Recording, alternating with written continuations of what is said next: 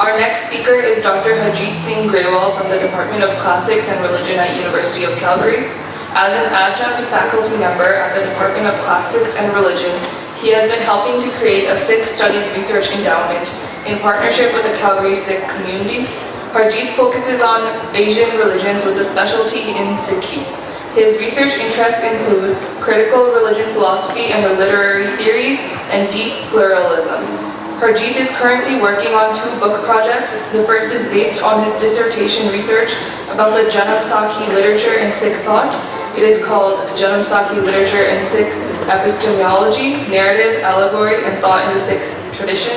The second book, co-authored with Sarah Hakeem Grewal, looks at the experience of diaspora through popular culture, entitled Dislocatia, Deterritorialization, and Diaspora in Sikh Hip-Hop, the Varieties of the Sikh Experience. Please welcome Dr. Harjit Grewal to the stage. Well, thank you for that introduction, and thank you to Sikh Society Calgary for organizing this event. I know we've been talking about this eventuality for years, so it's really exciting to see this come to fruition and actually have an opportunity to share some of my work with everybody, and also a heartfelt thanks to the Sangat in Calgary and Alberta, in the country and worldwide, who's been really supporting and coming together in such a positive way to support what we're doing at the University of Calgary. It's been really great to kind of be a small part of this and watch the community and the university build this relationship. So I'm excited to see what's going to be coming forward from these endeavors. And I encourage you guys to keep supporting us in this.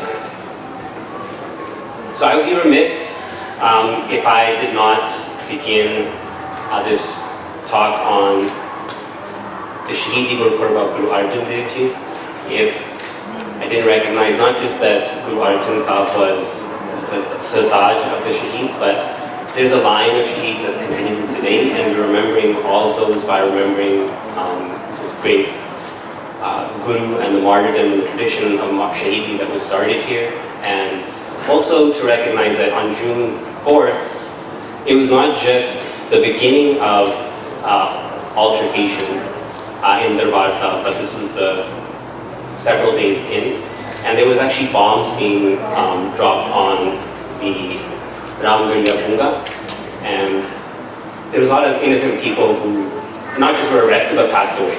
So one of the yaad which in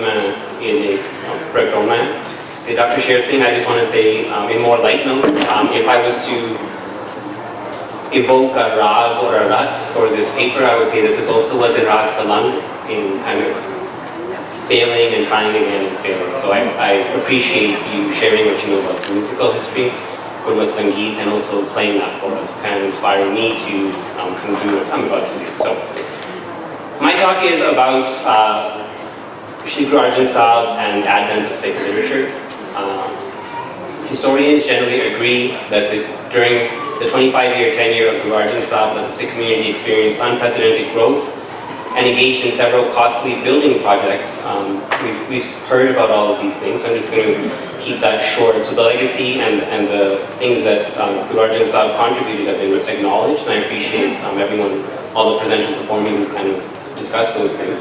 One of the things we don't hear often, however, is the role that Guru Arjan Sahib played in creating and expanding Sikh literature, not just through the creation of the Adi Guru Granth Sahib, but in actually encouraging other people to write, and learning and knowing about this literature and the intricacies and the sophistication of this literature is as important as the reinvigoration of the Gurmat Sangeet project as well. So these things I think go hand in hand. I think as we grow as a community, as we revive these things, it'll benefit us and strengthen us in many ways. So it is within the literary realm, an overlooked part of Guru Arjan Sahib's impact on the Sikh tradition, again, is need of unpacking and rethinking. So Guru Arjan Sahib's contribution to establishing Sikh literature, again, includes obviously the Sikh Ad Granth, but there's other contributions, the encouragement of Bhai Gurdas to write. He wrote under the, one of the,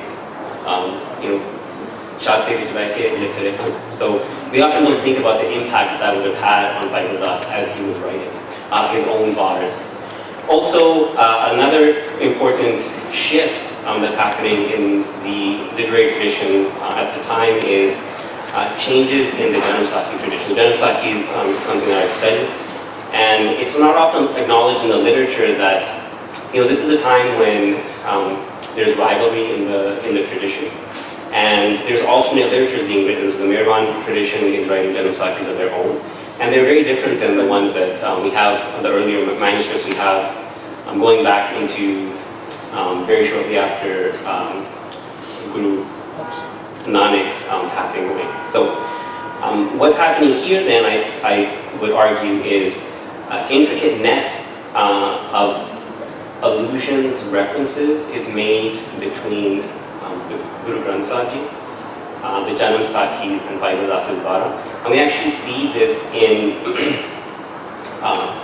literary reference when we look at Bhai Mani Singh's Janamsakhi, where when he's asked for a new version of the Janamsakhi to be made, because Chote Mail Wale have put their mat into the Janamsakhis, he tells the Sangit, he's not able to do this. And he says that Bhai Gurdas' Vara are already there, and that already is a Janamsakhi, and the Sangit should reflect on that alongside Guru Granth Sahib. So, nonetheless, however, he does write a Janamsakhi, and we have that one as well. So, by that time, we see a clear reference that there are several points of literature that are important, and that those are being used in connection, because in Bhai Mani Singh's Janamsakhi, he actually then says that I will actually write a tika using the Janamsakhis to talk about the Guru Granth Sahib while using Bhai Gurdas' bars. So those are the things I want to discuss and try to unpack, is how do we then read this literature? Often the argument has been made that we can simply read it in terms of history and the events that are going on. I would say there's a lot more going on if we look at the literature in terms of literary criticism and the literary figurative language, the kind of style in which this is written. So I want to just look a little bit at that and share some of these things with you. So I'm just going to move ahead in my presentation here. So one of the things I'm going to focus on then today and kind of look at with you guys and share is the katha around the Ving Parvesh narrative. So we heard Dr. Daljeet Singh, talk about how you need to immerse yourself in the water, right? And that's reflected in Gurbani. But we also read this in the Janamsakhis. Guru Nanak is taken to Sacha Darbar, and he meets Parbrahm Nirankar, Paramatma. There's a bunch of different words used in different manuscripts. And he does that by immersing himself in the water and being taken away by the sevadars of Parbrahm to the court, the true court. And so there's something there that, again, this is an attempt, I would argue, to try to understand and think about the central concepts and the kind of thought. The fancy word that academics use is epistemology, but the kind of thinking that was going on to help us understand, help us as Sikhs understand Shri Guru Granth Sahib through these other forms of literature. And we do, I would argue, we do a disservice to the literature and the legacies, the intricacies of this literature by simply looking at it as historical and criticizing or trying to figure out rationally whether or not certain events happened or didn't happen. We miss some of the important points. And that's what I'm going to try to focus on, and focus on that by thinking about what's going on when Guru Nanak Sahib enters into the water. How do we look at that? First blush, what we would say as academics or as modern Sikhs is that this is a miracle, and this is something that didn't happen. Right? So I would say that we can maintain that, but we can still recognize some of the literary aspects and think about some of the depth of this and what it's supposed to evoke, just like the music does. A literature evokes something in us. And this is a new tool that, alongside the music, that Guru Arjan Sahib was developing. So I'm going to recount the Sakhi for those of you who aren't familiar with it. I'm going to use the Puratan Janamsakhi version. There's a bunch of different versions of this Sakhi. Some are more brief and some are more detailed. The one I'm going to use from the Puratan Janamsakhi is one of the more detailed. It's one of the more rounded versions of this event, or Sakhi. So Sakhi, I will also mention just quickly, is actually a lot like shaheedi and shahadat. Sakhi, sak dena, means gawahi din, right? And shahadat also means to give testimony, to give witness. And so these two things are linked. So we have, on the one side, Guru Arjan Sahib giving shahadat in a very visceral, embodied way, and the Janam Sakhis, through Guru Nanak, give us Sakhi or shahadat in a literary, in a written group, if you want to think of it that way. So, Baba Nanak had a routine, we were told in the Brought in Janam Sakhi, of removing his clothes in the last watch of the night in preparation for Simran. After he had arrived at the Bain Nadi, or the canal just outside of Sultanpur Lodi, where he was gainfully employed as a granary in the court of Daulat Khan Lodi. The water, on one occasion, we are told, wraps him and covers him up, and transports him to the true court. The conversation is about to happen here between Bhadram and Guru Nanak. And we're told that celestial beings take him there. Right? There's a sevadar or khidmatkar, depending on what manuscript you're looking at, who are commanded by Bhadram Nirankar to go and get Nanak and bring him.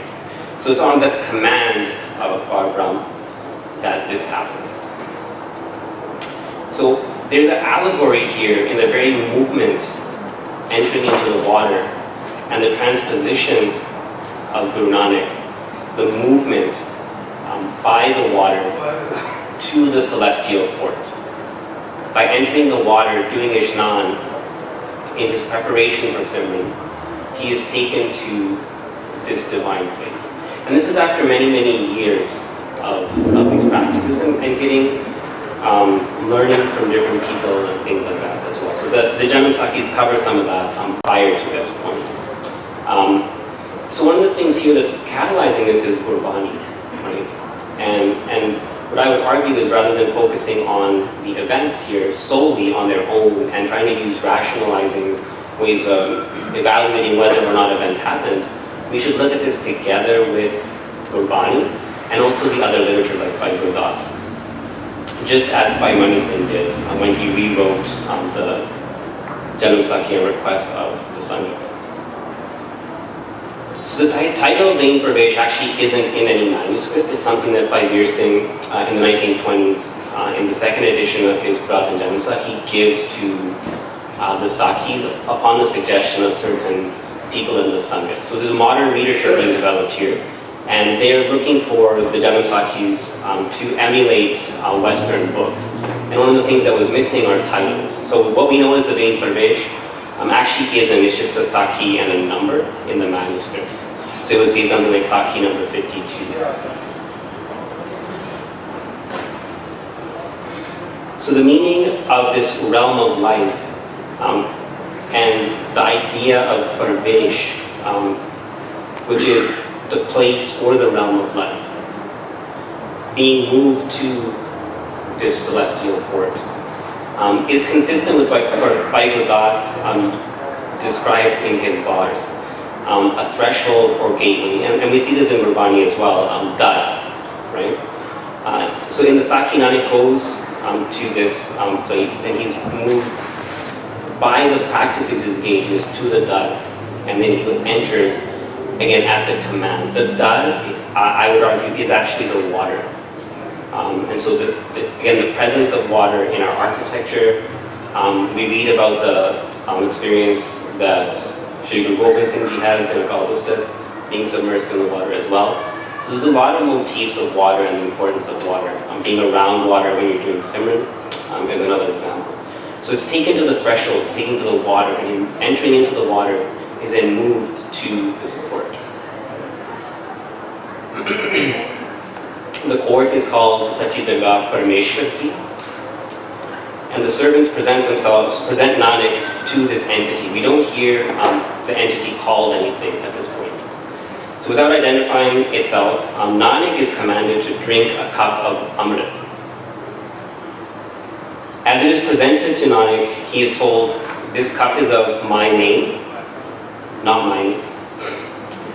It is for you. It is Amrit, drink it.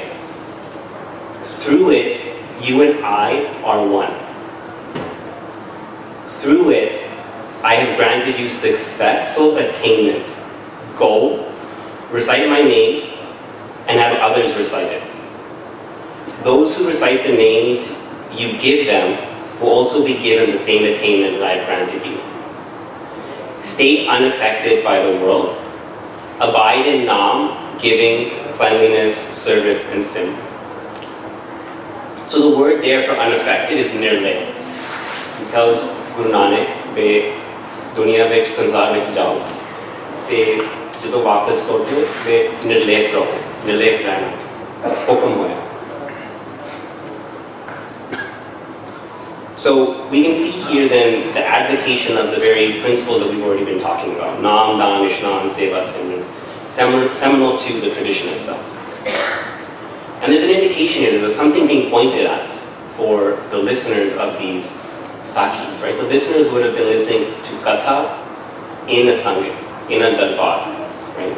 So there's a strong pointing of something out here. So the drinking of Amrit in the Sakhi, the association of Amrit with Nam, and the ability to recite Gurbani represented in the Sakhi signify that movement, that transposition, by the very ingestion of the names. Just like earlier was it Jakhna, right? Dr. Jasdeep Singh mentions it, the chewing, getting the ras, and ingesting those names. That is part of this transposition, of this movement. And again, this is by then digesting, the very digestion of Gurbani itself through the act of Simran. And placing that throughout your body, and by doing that through the act of ingestion, placing it upon your mind, your consciousness and your mind. This moment is a non-binary moment, or beyond the construction of otherness or interiority. It's neither inside nor outside. Bani is external to us. The Guru, our Guru, Shri Guru Granth Sahib, is external to us. And it's the catalyst of these things.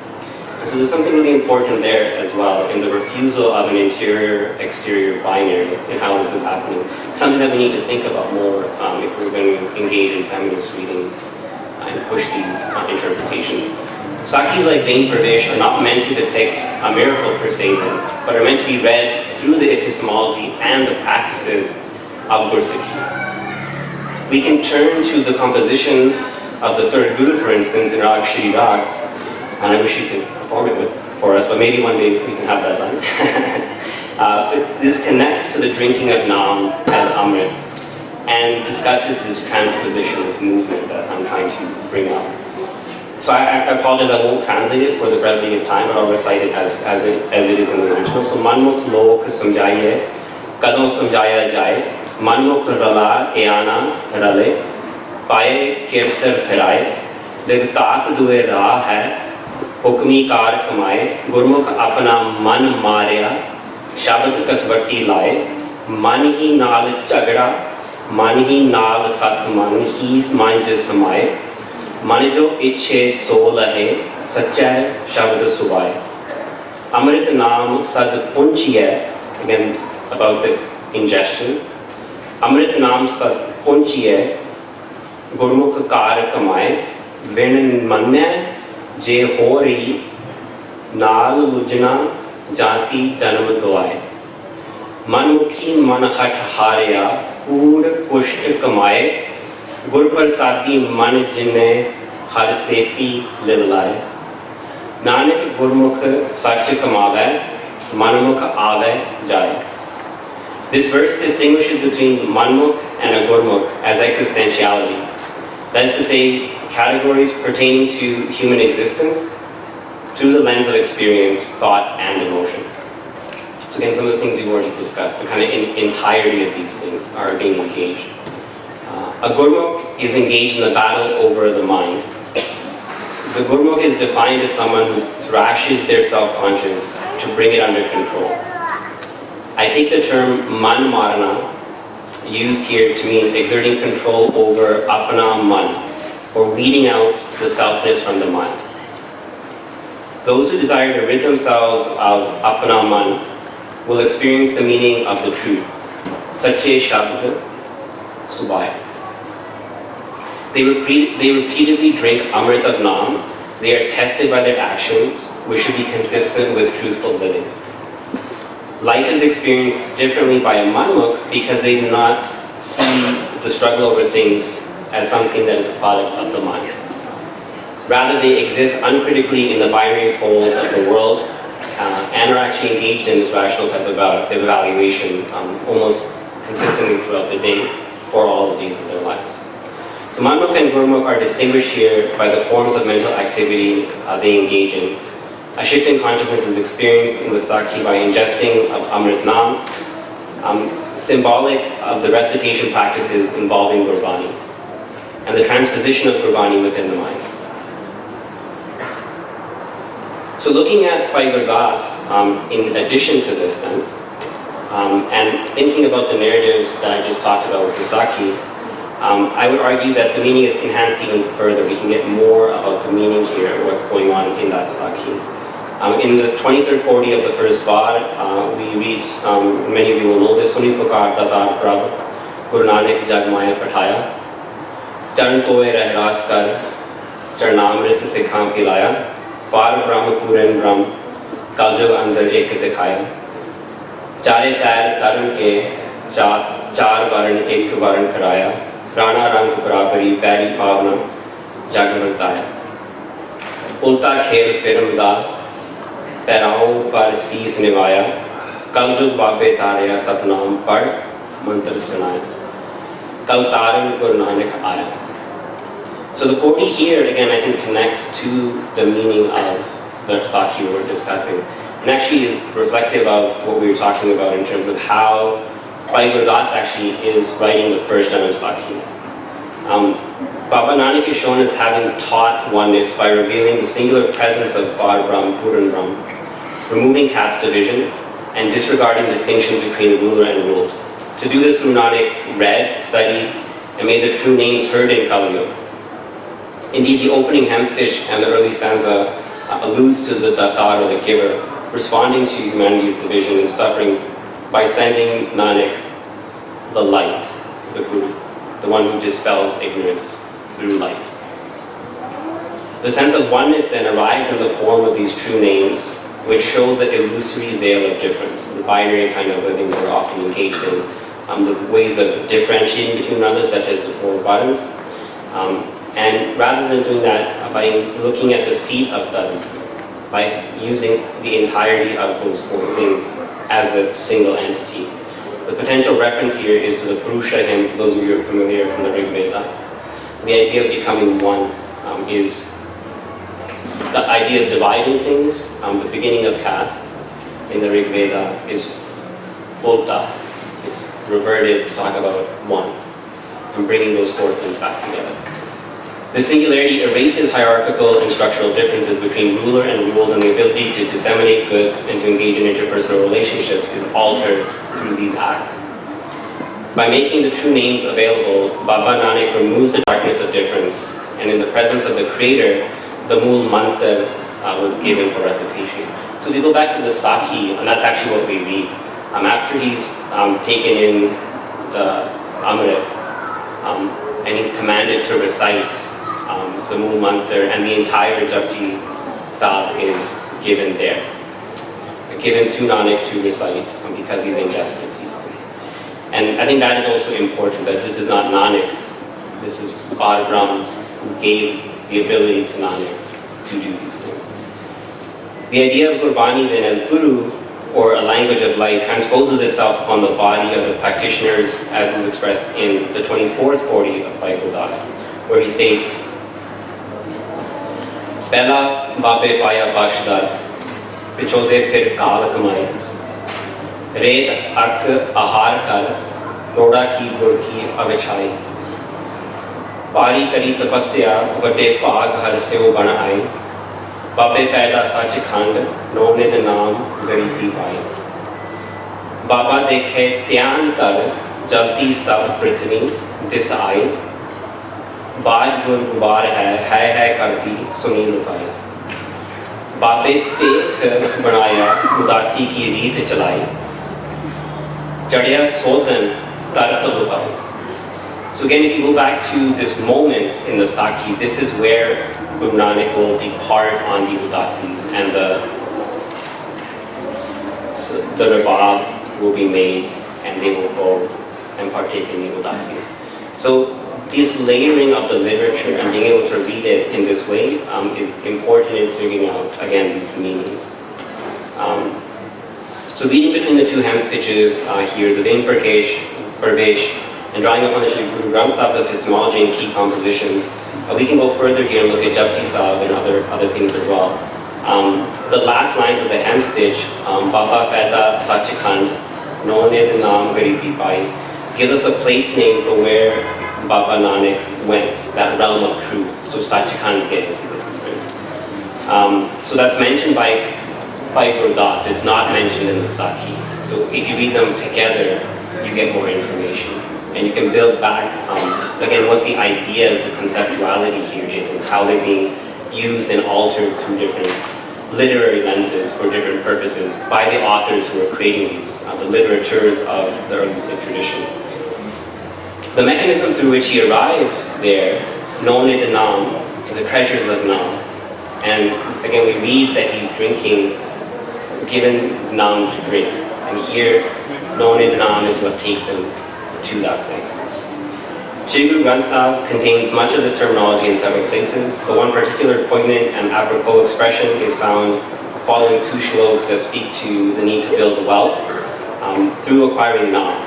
This is a different type of wealth that's being discussed. The Pauri that follows conveys ideas that are useful in assisting to interpret Bhai Guru Das's phrasing, and in doing so help us then further think about that Sakhi. So, Satsangat Naam Nidan hai, Jithon Har Paya, Gurprasadi Kat Chanana, Anhera Gavaya. So again, the change from darkness to light and the association with Gur Prasad is clearly in Gurbani. This movement of taking away darkness through Gur and becoming a part of light and entering that oneness that is actually here in the world and has come from the Creator. Loha paras petiye, kanchan hoye aya, Nanak Satgur miliye, nao paye, mil naam tyaya. Jinke pote pun hai, tini darshan paya. So the people who are doing these things gain good merit and are able to also go and see and have vision of this place and the entity that is there. The first die stitch of this verse states that within Sangat, Naam is a treasure because through its use, within Sangat, all gain the ability to dawn the truth. This removes darkness and the light starts to radiate upon the body. The second die stitch states that those who come to the Sangat bring with them the iron and have it turned into gold, which is used as a simile for the impact of gathering together and studying about Naam. So the idea of Sangat coming together and doing vichar about Naam, this idea of alchemy idea, it's alchemical transformation of iron to gold, which would have been, during those times, something that many parts of the world were interested in and engaged in. This idea of changing one metal to another. And so you see that in lots of types of other literature as well. The discussion about the role of the Sangat as a place where Keertanee and Katha are practiced is mentioned here as well. And it's connected back to Bhai Guru Das as well. So the use of the term Sachkhand then is an allusion also further to Japji Sahib, where the 5 khands of differentiations are defined near the end of Japji Sahib between Pauris 34 and 37. These khands are understood to be realms or way stations along the Gurmukh Marg. Sachkhand is the last of the 5 differentiations, and many of us will be familiar with this. So Sachkhand vase nirankar, karkar vekhe na nihal, tithe khand malal pand, jo je ko kathe ta ant na ant. The formless creator Nirankar is the resident of this realm, and it is the place from which all the cosmos emerges. Nirankar watches tenderly over creation from Sachkhand, and the perceptions and appearances of this place take form, and we can be taken there because of Kokam. So it's the command again in the Sakhi, it's the command that is given to go get Guru Nanak that is important. And that's also reflected of Guru Prasad. That it is not from just any practitioner's singular agentive actions that we are taken there. It has to be from Hukam. And so there's more there, again, in that Sakhi that's subtly mentioned if you think about and align it with other parts of Sikh literature. So unless this has manifested itself, Sachkhand is difficult to conceptualize. The Vichar and the Gatana are difficult. This is what we're being told in the Bani.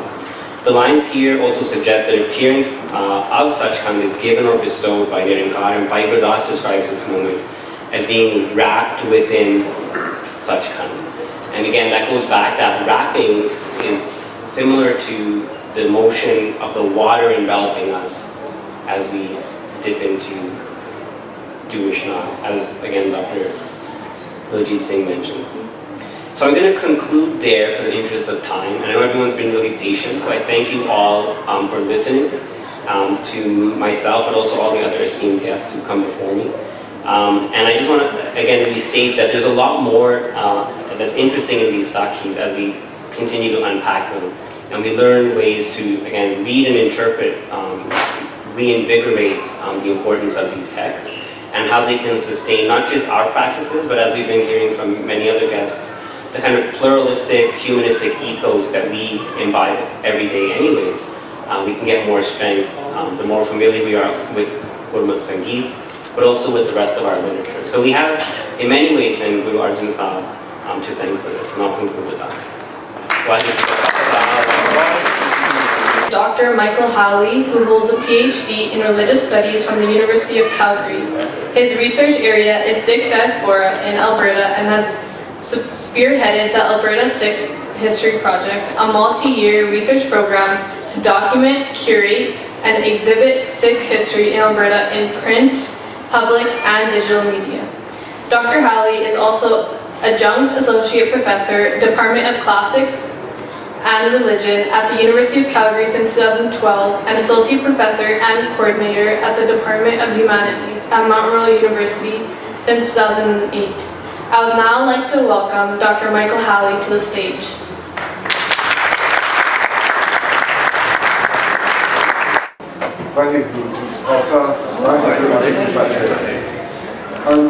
First of all, I would really like to thank the Sikh Society of Calgary for the invitation here today to be able to share this space. Sorry, I walked and talked so I get away from microphones. So to be able to share this space with some very honored guests, some very esteemed, talented, brilliant colleagues, friends and people that I have yet to meet. So thank you very much for this opportunity. I also realize that I'm the last speaker, so I'm very, very conscious of that. We've actually been really fortunate today to hear so many excellent, rigorous lectures and some great ideas. Lots of food for thought, lots of intellectual nutrition. My presentation is going to be clear. It's going to be dessert. May not be that nutritional for you, but hopefully we'll all kind of enjoy eating it a little bit. What I'd like to do is share just a little bit of perhaps some Alberta Sikh history that might be new to a lot of you. I've been spending the past few years looking at early Alberta Sikh history, and I've been focusing mostly on the first half of the 20th century. So the time from about 1950 prior. And what I have found is that there's so many untold stories. So many stories to write. So the hardest part of putting together this little talk was not deciding what to say, but actually how much I'm going to actually cut out. So what I'm going to do is I'm just going to share with you a few teasers, a few quick stories. And if you're interested in learning more, I've got lots of other resources that I can pass along to you. I think we have to ask this question about writing new stories. Do we really need a new Alberta story? Do we need to be able to write our own story? And for me, the answer is absolutely, unequivocally yes. And the reason for that is that much of the story that we have now is BC focused. It's focused on British Columbia. And you know what, that's absolutely natural. That's where most Sikhs came. That's where the largest number of Sikhs landed. That's where communities were built. That's where institutions were built. We have one of the leading experts here, the multi-talented Satwinder Bains, who's worked tirelessly uncovering these stories and writing that history. And that history sort of follows the pattern that Sikhs arrived on the West Coast, roughly in about 1897, that they settled, they built, they brought families. Some struggled, some were successful, some were not so successful. And then over the decades, slowly but surely, they moved their way eastward, and then across the Rockies into Alberta, into Saskatchewan, into Manitoba. That's the story that we've sort of inherited here. But those stories, as important as they are, and as important as they are to tell, are British Columbia stories.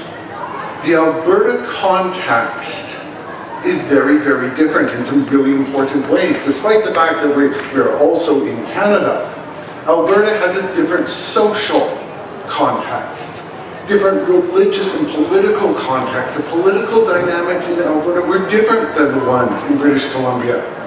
The demographics are different, not only in terms of numbers of Sikhs and where Sikhs came from, but also those non-Sikhs who were settled in Canada, in Alberta and in British Columbia.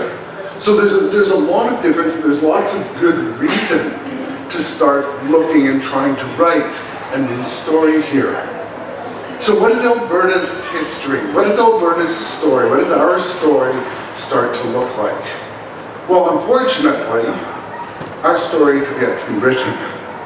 There's very, very little written about Alberta's history. But Alberta's history, interestingly, is probably just as old as the history in British Columbia. The images that you see here, they're very well-known images. These were taken in the Crow's Nest Pass in around the city of, or the town of Frank. They were taken in 1903. 1903. That's documentary evidence for very, very early arrivals. If we look at and listen to some of the oral history that families tell us, Sikhs were in Alberta in the 1890s. So we have a history that's just as long and just as established as that in British Columbia. And our story actually begins with Sikhs. Unlike British Columbia, that was a province and Sikhs came. 1903. Ready for your pop quiz? When did Alberta become a province? 1905? This is before Alberta became a province. Sikhs were in Alberta before Alberta was Alberta. Sikhs are now foundational. We can't talk about Sikhs in Alberta simply, exclusively as migrants, as those who came, and those who integrated, and those who settled. Rather, we have to talk about them as builders, as founders, as those who were here from the beginning. So if we start looking at the Sikh stories in Alberta, it's going to force us to kind of change the way that we think about Sikh history, not only in the province, but in Canada as a whole. Now, I would be absolutely remiss if I didn't mention probably two very, very familiar families here in Calgary, and two very, very important early pioneers, Harnam Singh Halley and Singh Joel. Many of you probably know the stories of these two very early pioneers. I know that there's descendants and family members of these two families sitting with us today. Harnam Singh Halley, very much one of the more celebrated pioneers in Calgary. There's a park that's named after him down on 5th Street and about 81st Avenue, down in Kingsland. He came to Canada in about 1910. Shortly thereafter, made his way to Calgary. He came with very little in his pockets. He ended up, through very, very judicious decision-making, assistance, but hard work and perseverance, being very, very wealthy, being very, very prosperous, owning a great number of acres of farmland, I think 5,000 acres altogether, before he eventually retired and returned to Punjab to start to repay some of his debt to his native Pindranake. He sold in 1956 for, I believe, about $250,000, nearly $500,000, I think. So it was a substantial sum of money. But he too struggled. Some of you may not know that he was a subject of robberies, of thefts. He suffered, well, not he, but his hogs that he was raising suffered from an outbreak of cholera. His farmland was flooded when they built Glenmore Reservoir. It wasn't an easy road to hoe, but he did it, and he's become one of the most beloved and one of the most well-known Sikh pioneers in the city. Same thing with Harnam Singh Joel. Harnam Singh Joel came to Alberta probably in about 1906. He worked in the Crow's Nest Pass. He eventually returned back to India in 1921 to marry off his daughter, and at which point he and his wife, Bibi Kaur, who we'll talk about in a moment, returned to Alberta. They farmed down in Pincher Creek until about the time of the Depression, when they lost their farm. They had to sell their materials. They moved to Calgary. They set up in a farm in the Forest Lawn region of Calgary. They also had a farm near Chestermere as well. In 1930, they actually adopted an Irish white boy. They named him Nanjo. Nanjo, some of you will know Nanjo and probably knew him personally. By all accounts, he was raised Punjabi, was fluent in Punjabi. I can't say the same thing. That he was kind, that he was generous, but he was also a wrestler. He played for the Calgary Stampeders, and kind of took off his father, took after his father, who was kind of tough as nails, a wrestler, loved horses, these sorts of things. Those two stories are probably the most commonly known ones. The teacher in me is going to come up. Quick show of hands, how many of you are familiar with Harnam Singh Joel or the Hurry family? Hands go up, yeah. Let's talk about some lesser known stories. The very first person of Sikh heritage to come to Alberta, to come to Calgary, actually didn't come from the West Coast. He came from the East Coast. He came from Halifax. Victor J. Daljeet Singh, the son of Maharaja Daljeet Singh, the grandson of Maharaja Ranjit Singh, was the first one to make the journey across Canada on the newly constructed CPR in 1888. He was here in Calgary. We have newspaper documents to support this journey, probably late November 1888. So Sikhs have been here, people of Sikh heritage have been here at least since the 1880s, and they didn't come from the West, they came from the East. Let's start telling a little bit of a different story. Who else do we have here? We have Nameless Singh. This is his document down on the lower left-hand side. For those of you with bionic vision, you'll be able to see that what this is a homestead application. And it is stamped in Calgary in 1908. A very early arrival. He and actually, he came here with a friend, a fellow by the name of Changel Singh, and the two actually applied for homesteads right next to each other the same year. And where their homesteads ended up being was seriously out in the middle of nowhere. For those of you who know a little bit of Alberta geography, kind of near Stettler, Bymore. You're looking at me blankly. I'm sure they were looking blankly as well, going, where are these plots of land? But they are some of the earliest pioneers. We also see that Nader Singh says that he hailed from Calcutta. Whether or not that was just told to the immigration folks and to the people at the Homestead office because they might actually know where Calcutta was rather than just simply a pin. But we have him traced back to at least the subcontinent. We have someone like Bishan Singh.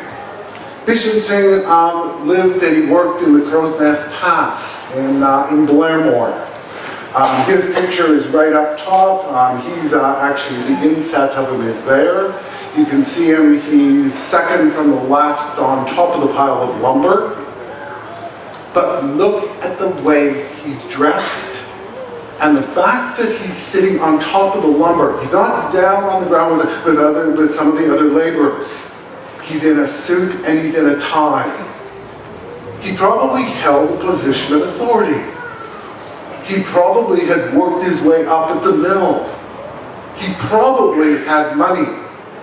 And if I had an hour to talk to you, I could tell you about this wonderfully dramatic extortion case where he was blackmailed for a whole bunch of money. You don't blackmail people if they're poor.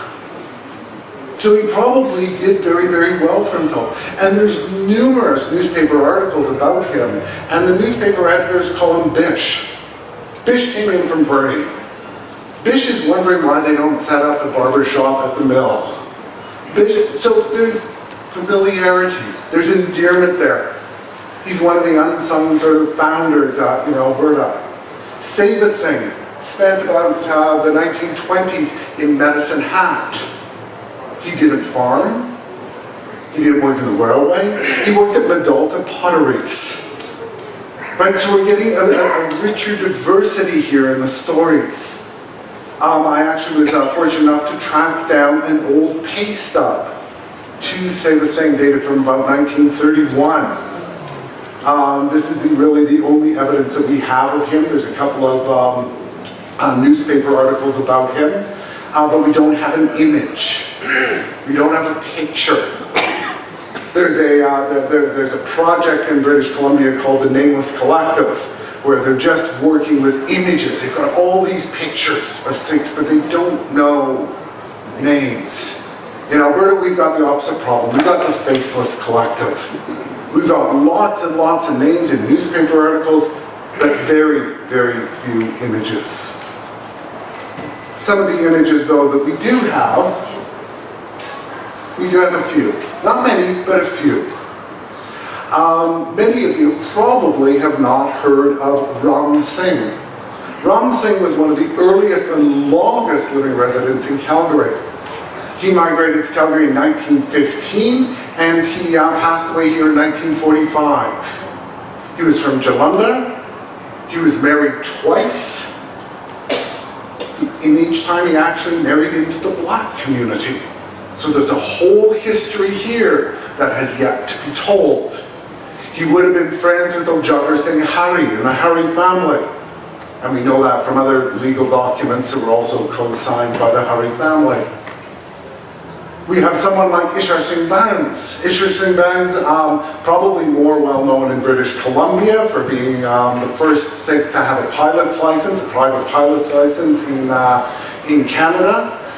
He was known for being a bit of a stunter, a parachutist. He attracted a lot of attention, but he spent some time in Calgary in 1918. And if you look at that little bar there, that little bit of text, that's from a 1918 document showing that he actually owned a convenience store. So he's not in the mills, he's not in the railroads, he's not farming. He's doing something else. He's an entrepreneur. He's a business owner, and he owns something, and I'm not sure why it's called the SPQR store. Innovative name, I don't know. But it's located in what is now Bankview, down just off of 17th Avenue and 14th Street. And there was lots of Sikh activity there at the time. Again, if I had more time, I could tell you about it. Chaman Singh. I just came across actually this photo of Chaman Singh in the newspapers probably about a month or so ago. So this is still new to me. Chaman Singh and his brother were here in the 1920s. They farmed over the east side of Calgary, in what is now sort of the region of Dover, kind of south of Forest Lawn. And what Chaman Singh is known for is not only farming, but he also made the newspapers in Calgary for being a really good amateur wrestler and running a lot of road races. So this knowledge and this public image of Sikhs is perhaps different than what we might expect when we start looking at the history of Sikhs in Alberta or in British Columbia.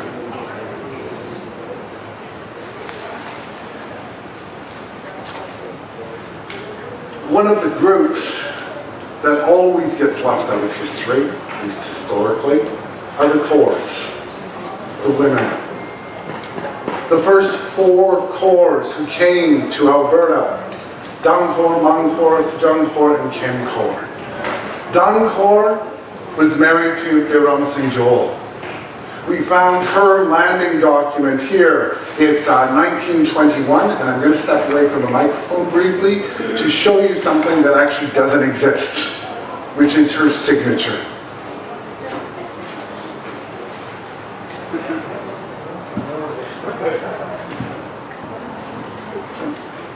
Probably illiterate, but nonetheless was very savvy with her money. She had good business sense. She milked cows, she collected eggs, she churned butter. She sold these things on her own. And she did not, by the way, from stories I've heard from her family, and some of you who knew perhaps Bibi Dan Kaur, you can corroborate these stories. She didn't just willy-nilly hand over what she earned to her husband, Ram Singh. She kept it. She kept it for herself. And she built her own house. It still stands in Forest Lawn, but she built her own house with her own labor, with her own money. She was one of the first people in Calgary, maybe the first, maybe the second, maybe one of the Halleys perhaps did this first, but had a copy of Guru Arjan in Calgary. Her home became the place where people would come to pray. She was very often hospitable, sharing her earnings. I know there are people sitting here in this group right now with us who, when they arrived in Calgary, arrived with nothing but a phone number on a piece of paper, saying, call this number when you get to Calgary. They call the number, they don't know who it belongs to. It's Bibi Dan Kaur, and she sends a driver to pick the person up from the bus depot, and she helps them get settled, feeds them. Namjako, Kitkaro, Vanjako. She's the embodiment. Man Kaur, I don't know much about Man Kaur. This is from the 1926 census in the Crow's Nest Pass at the McLaren Lumber Mill. Look at the second name, Man Kaur. Her husband, Sher Singh, is the first one listed, but there's also a number of other Singhs with whom she lives. What kind of stories could she tell? 1926, the Crow's Nest Pass in a lumber mill with a bunch of men. What kind of stories did she leave behind? We don't know, because right now, that's all that we've got to go on. So there's threads that we can pull on. Some of the others here, that's Bibi Dan Kaur down in the bottom left-hand side. Sujang Kaur, this is the daughter-in-law of Harnam Singh, holding her first son. This would have been in about 1929. Next to that is her later in life. Kim Kaur, that's Harnam Singh Hari's wife, who came only to Calgary in 1932. So she was away from her husband for 22 years. A I'll pick up the pace just a little bit here. But for those of you who think that Sikhs came, just kind of earned their living, kept to themselves, there's a history of activism, of service, and of education going on in Alberta at a very, very early time. Dr. Surjit Singh, some of you might know from history, was very much an activist from British Columbia. He made his way into Calgary in 1912, giving talks and lectures, arguing about discrimination and discriminatory laws that had been implemented by the Canadian government, by the British Columbia government. Sadhu Singh Dhami graduated from the University of Alberta in 1932. He went on, of course, to be a novelist, an essayist. His thinly disguised autobiographical novel, a novel called Maluka, references the Halley family. And it's a great resource for looking at some of Alberta's early history.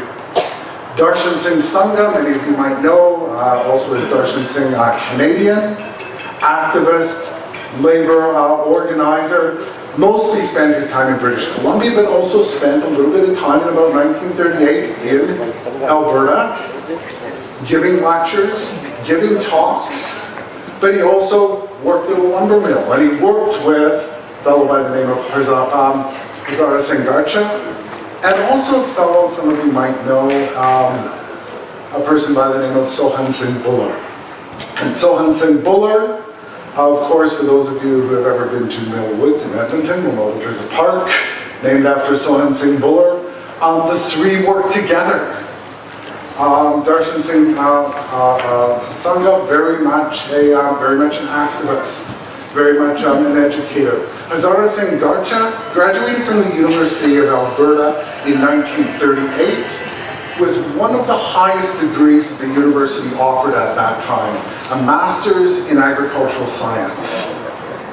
And he worked briefly here in Alberta and in British Columbia, but also went back to Punjab to implement some of the knowledge that he had learned here at the University of Alberta.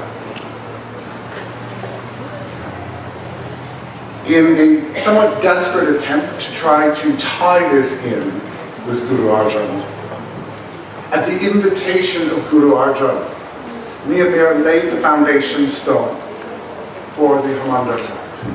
And at the invitation of the Calgary Sangat, Rabbi Louis Ginsburg broke the soil for the Sikh Society of Calgary, for the Guru Nanak Center on Vaishakhi Day here in 1976.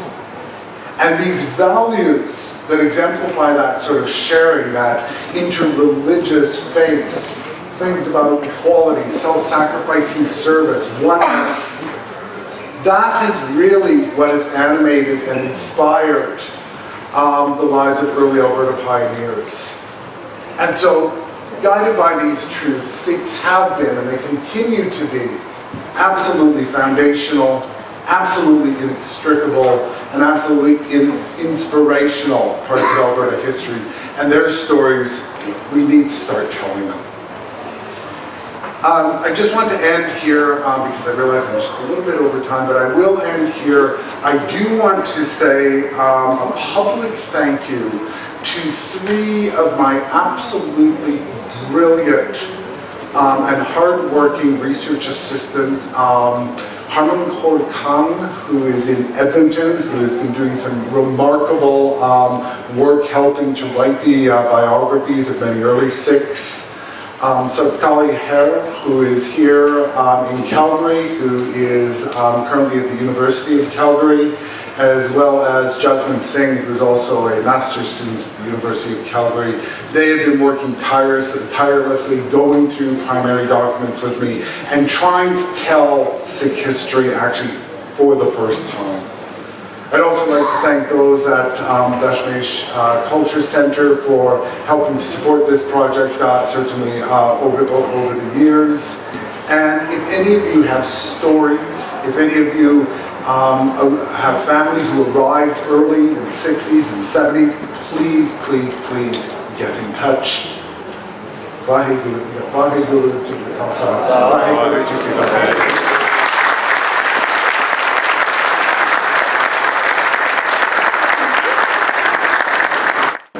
for the first time today, the mic has been my height, so thank you, Dr. Hawley.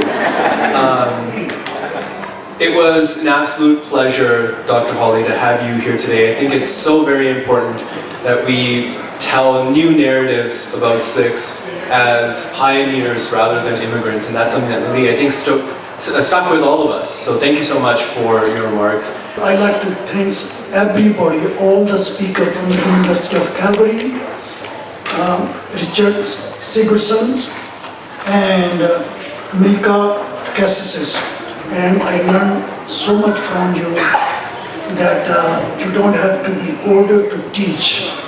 You can be younger, and I wish I could be you, but it might be too late for me now. So, on the whole, I thank everybody, ਸਮੂਹ ਸਾਧ ਸੰਗਤ ਦਾ, ਪੂਰੇ ਆਏ ਮਹਿਮਾਨਾਂ ਦਾ, ਤੁਹਾਡਾ ਬਹੁਤ ਬਹੁਤ ਧੰਨਵਾਦ। ਵਾਹਿਗੁਰੂ ਜੀ ਕਾ ਖਾਲਸਾ, ਵਾਹਿਗੁਰੂ ਜੀ ਕੀ ਫਤਿਹ। प्रोग्राम ਨੂੰ ਅੱਗੇ ਵਧਾਉਂਦਿਆਂ ਹੋਇਆ ਮੈਂ ਬਹੁਤ ਕੁਇਕਲੀ ਇੱਕ ਬਹੁਤ ਇੰਪੋਰਟੈਂਟ esteemed guest ਦਾ ਸਾਰੀ ਸੰਗਤ ਦੇ ਵਿੱਚ ਮੈਂਸ਼ਨ ਕਰਨਾ ਚਾਹਾਂਗਾ। ਇਹਨਾਂ ਦਾ ਬਾਇਓ ਬਹੁਤ ਛੋਟਾ ਹੈ, and I think they have a very small bio, and I think it does them no justice for the work they've done, but here we go with a small bio. So it's my pleasure to introduce and welcome to our event today Member of Parliament Jasraj Singh Hallan, who was elected as the Member of Parliament for Calgary Forest Lawn in October 2019. Jasraj grew up in Calgary Northeast, graduated from Lester Pearson High School, and has an accounting degree from SAIT. He has a certified master builder designation and ran a very successful home building business with the joy of building many homes for families in Calgary. He and his wife still live in the Northeast and have 2 beautiful daughters. Jasraj serves as the Shadow Minister of Immigration, Refugees and Citizenship Canada, and is the Vice Chair of the Standing Committee on Citizenship and Immigration. I'm going to go a little bit off script for a second. Jasraj Paji has been doing loads of seva in the community and has been integral for bringing the youth together and increasing not only the awareness for Sikhi but also creating citizenship and active learning within our young people, not only in Calgary but all across the province. So with that in mind, I'd like to call Jasraj Paji up to the stage, and we would like to honor you with a plaque of honor. So please, Paji, please do come to the stage. I'd also like to take this opportunity to recognize and welcome to the stage another Sevadar who's been doing seva at this Gurudwara Sahib and in the larger community in our city for several years now, Gurmeet Kaur Sarpal ji.